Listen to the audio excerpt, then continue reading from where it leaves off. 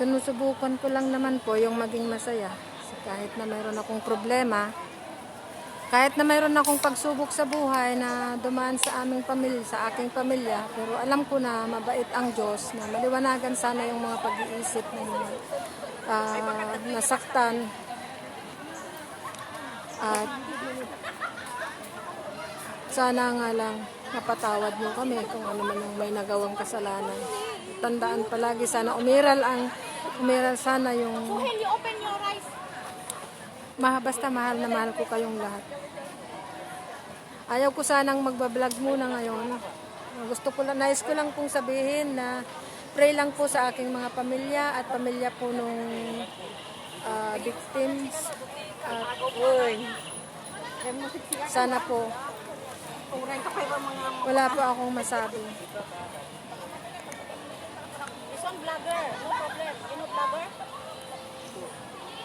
Ladies and gentlemen, to all Filipinos in Singapore, I am the one most beautiful in the world. I am the princess of OFW. Beautiful. Maganda ang puwet. Maganda ang puwet. Maganda po ang tiyan. Atay pa lang na ala, da YouTube na.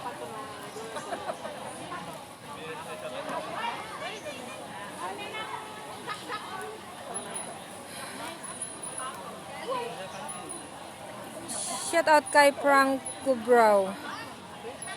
Malungkot lang kasi ako mga kababayan kong Pilipino, mga OFW.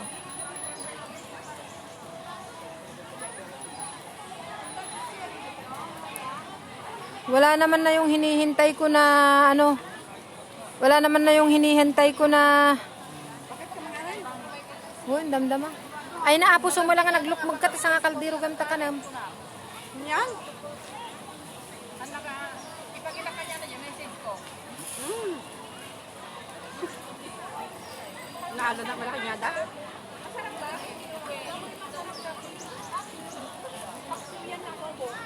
Sarap ng kanin daw.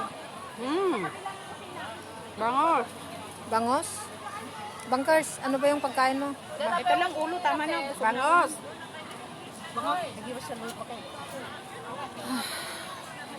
Hindi man ako masaya, pero gusto daw nilang pumasok sa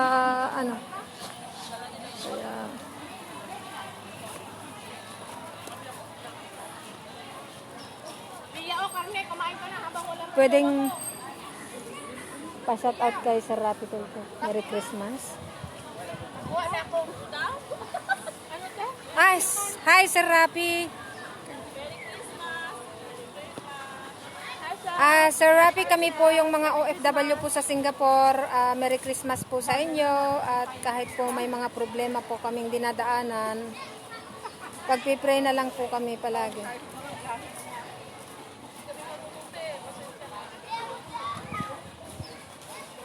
Ito si Bangker, para ng balyena pero mahinang kumain yan.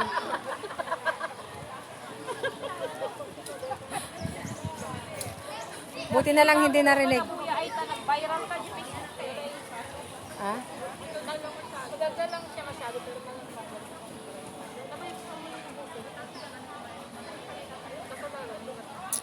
Sa mahal sa buong mundo, mga kababayan kong OFW, ganito po pala yung may dinadaanang problema. Ngayon ko lang pong na-realize na masakit po pala yung ganitong sitwasyon. Nagpipray na lang po ako na sana makaisip yung bawat isa.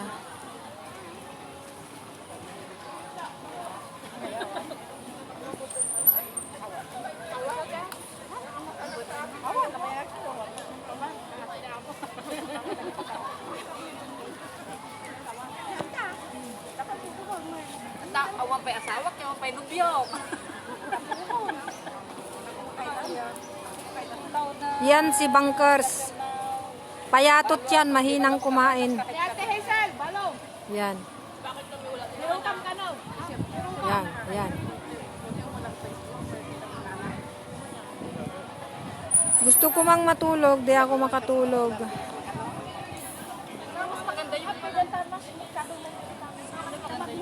Para na akong mababaliw na hindi ko maintindihan. Ayun na, balbal mo na.